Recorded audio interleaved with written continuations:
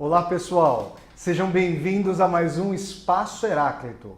Meu nome é Flávio Ricardo Vassoler e hoje nós vamos fazer aqui uma discussão muito interessante sobre a configuração do público literário no Brasil ali no século XIX, décadas ali de 50, 60 e 70 e também, pessoal, vamos falar sobre as transformações desse público literário na transição para o século XX. A gente vai ver que o convidado de hoje, que eu vou apresentar a vocês logo em seguida, vai trazer para nós uma série de questões para dizer se efetivamente era apenas a elite brasileira, à época, que lia a literatura, que dela se apoderava e que sobre ela discutia. Isso vai trazer uma série de questões, tanto para nós pensarmos a capilarização, a irradiação da literatura no Brasil à época e a transformação desses parâmetros para o desdobramento do século XX. Mas antes, como os telespectadores aqui do Espaço Heráclito já sabem, eu trago mais uma indicação de leitura para nós aqui irmos formando o nosso corpo de obras representativas, na opinião deste humilde apresentador do Espaço Heráclito. E hoje, pessoal, eu trago aqui para vocês um livro que é muito interessante e também é pessoalmente interessante. Eu vou contar até uma peculiaridade de como eu me apropriei da leitura desse livro. Eu estou aqui, pessoal, com o livro Psicologia de Massas do Fascismo, do psicanalista alemão Wilhelm Reich, que poderia aqui, aportuguesando o nome dele, nosso Guilherme Reich. Esse livro, pessoal, vocês veem que eu estou com um exemplar aqui bastante velhinho, combalido. Esse livro no Brasil foi lançado pela editora Martins Fontes e eu conto rapidamente uma história bastante peculiar sobre como eu cheguei até ele. Bom, eu fazia alemão anos atrás e vi esse livro pela primeira vez na biblioteca do Instituto Goethe, onde eu estudava alemão então. Fui me deparar com ele muitos anos depois, ali nos momentos que antecederam a minha ida à Rússia. E aí tem uma peculiaridade bem grande de como eu comecei a ler esse livro. Eu comprei então uma passagem de trem de Moscou até Varsóvia, que eu queria visitar a Polônia, depois ir conhecendo Cracóvia e depois Auschwitz. Comprei a passagem de trem e essa viagem duraria, pessoal, cerca de 27 horas. Eu comprei a passagem, me instalei no vagão e fui fazendo a viagem. Comecei a ler esse livro. O que aconteceu? A viagem de Moscou a Varsóvia percorre o território da Bielorrússia, né? E a Bielorrússia, pessoal, diferentemente da Polônia, não faz parte da comunidade europeia, da União Europeia. Nós, brasileiros, com o nosso passaporte, temos direito a um visto de 3 meses ali na União Europeia. Então nós não precisamos de visto nos países que fazem parte da União Europeia. A questão é que, como a Bielorrússia não faz parte da União Europeia, este apresentador foi preso na fronteira da Bielorrússia com a Polônia e tive que ficar em uma estação na cidade de Brest, numa estação de trem, esperando que o gabinete de imigração abrisse na manhã seguinte para que eu pudesse normalizar a minha situação. Então não me restou nada mais a fazer senão tentar dormir a menos 10 graus centígrados na estação e ler esse brilhante livro do Reich. Feita essa contextualização pitoresca, pessoal, eu diria a vocês que esse livro parte de uma questão fundamental para todos aqueles que queiram pensar a questão da emancipação, dos movimentos de emancipação.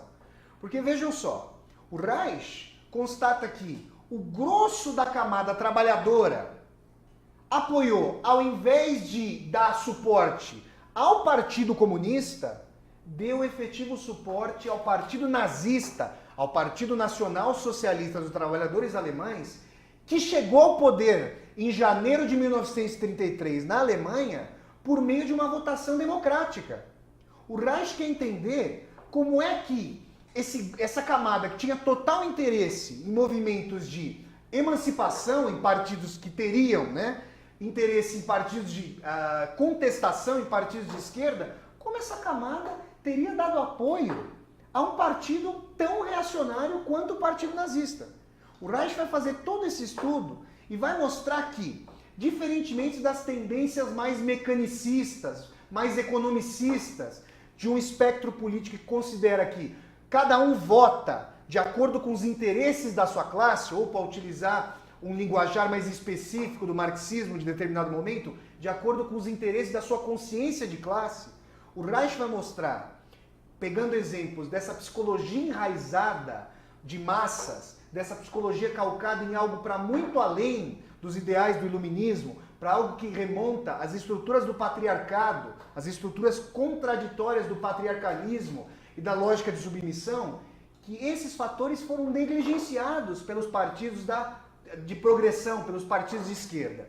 E nessa medida, o nazismo pôde atuar profundamente com ideários de submissão, com ideários de ordem e hierarquia, que pareciam facilmente desmanteláveis pelos partidos de esquerda, mas que na prática se mostraram bastante reagentes e resistentes para a construção de um ideário reacionário que utilizava algumas bandeiras do socialismo para, na verdade, fazer com que a sociedade retrocedesse. Vamos lembrar aqui que o nome do partido nazista, Nacional Socialista, traz nessa figura, nesse nome, uma contradição enorme. Então, por exemplo, nacional, aqueles trabalhadores, aquela população, estava muito mais acostumada secularmente pela tradição a se remeter ao caráter alemão, ao caráter italiano, ao caráter francês, muito mais do que ao caráter internacionalista dos movimentos trabalhadores socialistas.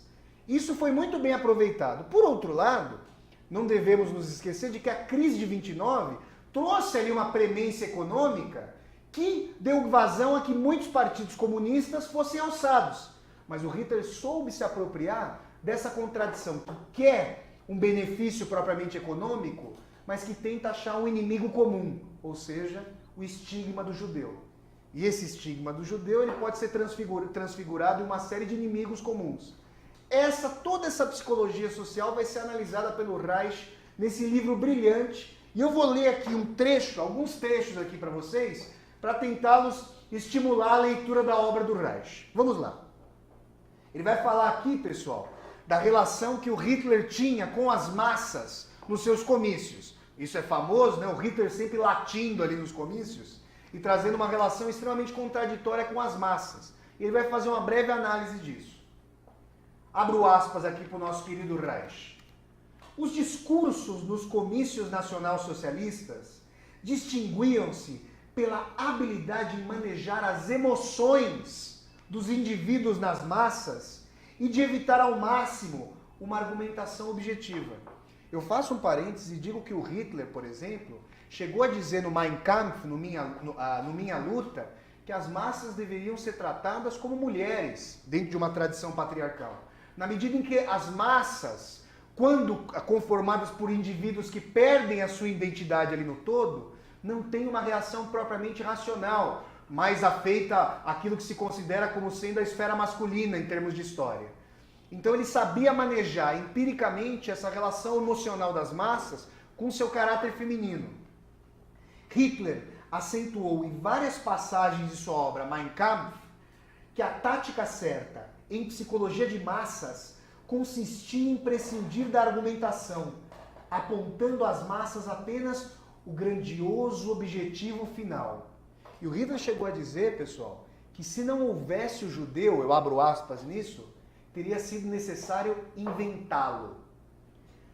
O estudo do efeito produzido por Hitler na psicologia das massas parte forçosamente do pressuposto de que um Führer, o guia, o grande líder, ou o representante de uma ideia, só pode ter êxito quando a sua visão individual, a sua ideologia ou o seu programa encontram eco na estrutura média de uma ampla camada de indivíduos. Então, pessoal, diferentemente dessa tendência coisificante, mistificadora, de considerar o Hitler como um fenômeno completamente descolado de sua época, como um grande líder ensandecido, do que se trata aqui no livro do Reich é de mostrar que o Hitler conseguiu reverberar e conseguiu congregar na sua figura uma série de auspícios espraiados pela época. E isso é interessante para nós percebermos como ele é como se fosse uma resultante vetorial, como se fosse uma síntese, uma suma de sua época pela psicologia de massa de então. Então eu recomendo para vocês, pessoal, esse livro que mexe ainda muito comigo, que se chama Psicologia de Massas do Fascismo, do psicanalista alemão Wilhelm Reich. Feita, pessoal, essa indicação, a gente agora transplanta esse debate europeu, a gente vai continuar fazendo relações com a Europa, mas agora em outro plano. A gente vai discutir aqui agora, pessoal, com ele, que é sociólogo ali da USP e que agora está fazendo pós-doutorado em teoria literária na Unicamp. Eu estou aqui hoje, eu quero apresentar a vocês o Alexandre Henrique Paixão. Tudo bom, Alexandre? Tudo bom, Flávio. Eu gostaria de te agradecer a sua presença, muito obrigado por você estar aqui. Eu que agradeço aqui essa oportunidade de estar no Espaço Heráclito, muito obrigado. Muito obrigado. Olha, gente, o Alexandre, ele é uma das pessoas, um dos pesquisadores que publicaram artigos nesse livro muito bonito, muito bem editado, da Fundação Casa de Rui Barbosa, sobre leitores e leituras. E nesse livro aqui da Fundação Casa de Rui Barbosa, o Alexandre traz aqui discussões sobre a tese de doutorado que reverberam na sua pesquisa de pós-doutorado. Isso. Você poderia contextualizar para a gente, Alexandre, o que você vem estudando? Ok. Na verdade, é um desdobramento, né, da minha pesquisa de doutorado, que ela era intitulada da seguinte maneira, se chamava Elementos Constitutivos para o Estudo do Público Literário no Rio de Janeiro e em São Paulo no Segundo Reinado. Tá. E a ideia era tentar mapear o público de literatura que existia em duas regiões do Brasil, na capital do Império e também na cidade de São Paulo, que dá para se chamar de dois espaços possíveis de leitura, tendo em vista ali as condições estruturais. Em São Paulo tem a Faculdade de Direito e no Rio de Janeiro há uma série de instituições que depois a gente pode conversar, que possibilitaram, por exemplo, a investigação desse público. E o que eu e um dos objetos de estudo na tese de doutorado foi um público leitor do Rio de Janeiro, que aparece ali no Rio de Janeiro entre a década de 50 e a década de 60, que vem da comunidade portuguesa do Rio de Janeiro e que vai, na verdade, estar presente no Gabinete Português de Leitura. E na verdade, eu não contava com isso, mas ao me deparar com esse público, é um material tão rico e tão infinito que acabei dando continuidade a essa pesquisa aí sobre o público literário do Gabinete Português de Leitura, agora no pós-doutorado lá na Unicamp. E você falou que a sua pesquisa remonta ao Segundo Império. Eu te perguntaria, qual o período que você datou ali para fazer esse estudo? E eu te perguntaria, essas pessoas relacionadas, portugueses, relacionados ao gabinete de leitura, faziam parte da elite à época? Como é que eles se posicionavam sociologicamente? Então, isso é bem interessante, porque você conhece, né, a discussão e que é muito bem posta, né, por grandes mestres do pensamento brasileiro, sobre a questão no Brasil da gente não existir um público de literatura, ou mesmo um público leitor, para além da elite brasileira. E, de fato, essa é uma questão que faz muito sentido se a gente tomar, por exemplo, o número de analfabetos que existia no Brasil. Para você ter uma ideia, o primeiro censo que existe no Brasil, ele é já mais para o final do Império, em 1872. Né? E nesse período a gente tem somente 10% da população que sabe ler e escrever. E qual que é o problema? Isso em relação à escrita e à leitura, ou seja, a gente está falando, a gente não está ainda no universo da literatura, a gente está falando de... leitura em geral. Exatamente. Quando o assunto é a questão da literatura, que demanda um leitor, né, mais crítico, um leitor mais preparado, isso fica ainda mais complicado. Então faz muito sentido, quando a gente pensa no Brasil, no século XIX, com um número tão grande de analfabetos, e pensando daí que a literatura demanda certas competências, certas disposições, faz sentido a gente pensar, não há leitores. Então, quando eu comecei a pensar a minha pesquisa, eu já sabia que havia uma série, o meu ponto de partida parecia negativo, mas eu me deparei com um público que não pertencia à elite carioca, não pertencia à corte, não estava no IHGB, que é o Instituto Histórico e Geográfico Brasileiro, enfim, não estava nos centros ali onde estavam os donos do poder. Na verdade, existe no Rio de Janeiro uma camada da população, né, que o professor Roberto Schweitzer chama de multidão dos homens livres, que é que entre essa multidão dos homens livres há um número grande de imigrantes portugueses, não só portugueses, há franceses, ingleses também, mas eu acabei me concentrando mais nos portugueses. E são, na verdade, homens que pertencem, a gente não pode falar numa classe média ainda, talvez uma classe média em formação, como disse a Marlise Meyer, mas é um extrato médio da população. Eles ocupam que tipos de atividade? Então, é isso que é interessante, eles pertencem ao comércio da cidade do Rio de Janeiro, então eu os defino, né, como um tipo caixeiral, porque eles são donos de pequenos comércios ali, não na Rua do Ouvidor, mas nas imediações da Rua do Ouvidor, no Rio de Janeiro. E é curioso, porque eles são donos de lojas de secos e molhados, de borracha, de material de escritório, enfim, são pequenos comerciantes. E esses homens que são comerciantes na década de 60, né, eles chegaram no Brasil como imigrantes, ainda jovens, a maioria com de 10 a 14 anos, analfabetos ou semi-analfabetos, e vêm para o Brasil. As famílias pertencem, a maior parte dessas famílias pertence ao norte de Portugal. Eles vêm para o Brasil para trabalhar nas lojas de caixeiros já estabelecidos. Então eles são aprendizes de caixeiro, que vão depois ou... Isso já era uma tradição portuguesa, então. Isso, já era uma tradição portuguesa, né? Desde a vinda da família real, que a corte se estabeleceu, eu tenho ali uma série de negociantes portugueses que se estabelecem na cidade e que atraem um contingente enorme de homens, né, de rapazes, de meninos, para trabalhar no Rio de Janeiro. Né? E, curiosamente, esse grupo aí, né, daí, né, uma questão importante, né, falar em público, né, público leitor, em público literário, é pensar em grupo social. Né? Nesse sentido, um estudo do público significa um estudo dos grupos sociais. Então, esse contingente, né, de meninos, eles vão conseguir essa posição no comércio da cidade e também vão começar a participar ou como frequentadores ou então como membros do Gabinete Português de Leitura, no Rio de Janeiro. É interessante pensar, até o espectador, a telespectador pode se fazer essa pergunta, que o Alexandre está falando, você está falando aqui para nós, de uma camada da população que tem relação com atividades comerciais. Sim. Quando nós pensamos na contemporaneidade, a gente pode fazer essa ponte mais no decorrer do debate, a gente percebe que é um descolamento entre, digamos, a leitura, e sobretudo a leitura literária, e a atividade mais propriamente comercial. Sim. E eu te perguntaria, você está falando desses portugueses que vieram ali para se estabelecer como aprendizes e que vão reproduzir essas atividades comerciais. Como a literatura entra como atividade e por que essa organização desse gabinete naquele contexto? Sim. Qual o papel da literatura na formação desses indivíduos? Sim.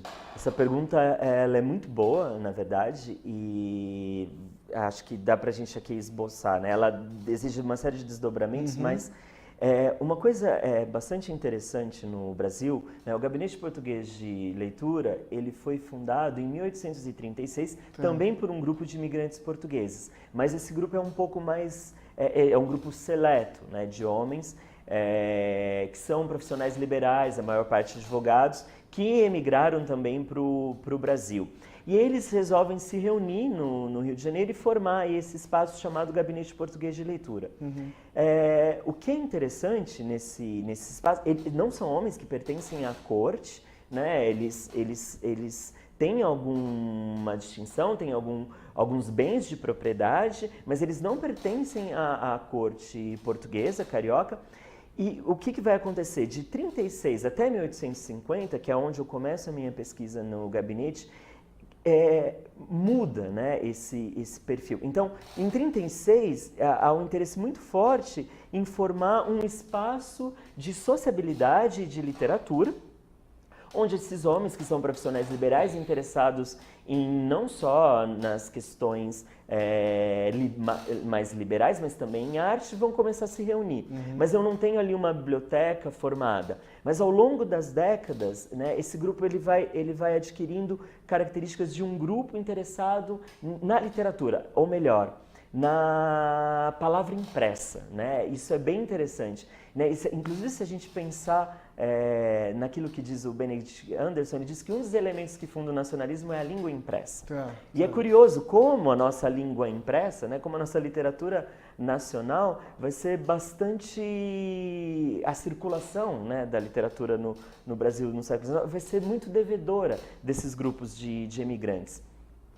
E você me perguntou, né, do papel da literatura. Então, no começo, a literatura tem ela está ali para estimular a sociabilidade, as discussões e os debates. Ao longo, e daí eu tenho um gosto específico, né? Então, eles leem, é possível perceber a presença dos escritores portugueses, dos brasileiros ainda não. Da literatura espanhola, o Cervantes, né? O Miguel Cervantes tem um destaque, só que a partir de 1850, com esse público, esse novo contingente de imigrantes que ao longo do tempo vai ascender socialmente no Rio de Janeiro e começa a chegar no gabinete português de leitura, eles começam conseguir um espaço ali para fazer parte daquela associação, o gosto muda um pouco. E daí há um interesse muito grande na literatura francesa, que está fazendo bastante sucesso no Rio de Janeiro. Uma visada pelos jornais da época. Então, eu tenho muitas traduções nos rodapés das primeiras páginas do Alexandre Dumas, né, do Alexandre Dumas, como diz no século XIX, do Eugène Sue. Né? Esses autores são escritores de sucesso, tanto na França quanto em Portugal, também, enfim, na Itália, e eles também fazem sucesso aqui no Brasil. E eles vão atrair esse público do gabinete. O que é interessante é que esses escritores, eles não pertencem ao cânone literário, então digamos que existe um atrativo por essa literatura que é melodramática, que traz a figura do injustiçado. Por exemplo, um romance de sucesso no XIX é o Conde de Monte Cristo. Então, assim, a função da literatura, acho que tem um aspecto do entretenimento. Há esses debates, por exemplo, dentro do gabinete, né, de que o público ali, frequentador, gosta bastante dessa literatura que entretém, mas também atrai bastante porque são figuras de homens, né? Os personagens desses romances são figuras de homens injustiçados, como o Conde de Monte Cristo, que é a figura do Edmond Dantes. Ou seja, poderia fazer um paralelo entre a trajetória injustiçada dessas personagens e essas figuras sociais que participavam do gabinete, que haviam sido a priori alijadas da corte, de um pertencimento social de cima, digamos assim. Sim, eu tentei discutir isso um pouco na tese, né? Como se constrói esse gosto, essa preferência, né, literária. E uma primeira hipótese é essa, eu estou trabalhando ainda nisso para ver se eu encontro mais evidências, né, desses elementos, porque curiosamente os romances, por exemplo, do Alexandre Dumas, o Alexandre Dumas é o escritor de mais sucesso na década de 60. Você pega a relação, você pega os dois catálogos que o Gabinete Português de Leitura publica, então eu tenho, por exemplo, 120 romances, né, do Alexandre Dumas, que são comprados em detrimento, por exemplo, do Balzac, que eu tenho né? O Joaquim, os brasileiros, por exemplo, não têm presença. Então, é curioso no Brasil, né, quando a gente pensa, né, na literatura romântica brasileira, José de Alencar, né, Joaquim Manuel de Macedo, o próprio Manuel Antônio de Almeida, embora o professor Antônio Cândido anuncie ali como primeira manifestação do realismo, mas está dentro do nosso romantismo. Enfim, com um número enorme de escritores, né, o gosto do século XIX está muito marcado ainda pela presença forte da literatura francesa. E isso, eu acho que uma hipótese é essa. Esses homens também foram figuras injustiçadas, vieram em condições bastante precárias para o Brasil e eles vão ascender socialmente ao longo do tempo. Mas na década de 60, onde a literatura francesa, né, não canônica, do Alexandre Dumas, tem presença marcante, esses homens ainda não têm posições de destaque, são pequenos comerciantes. Né?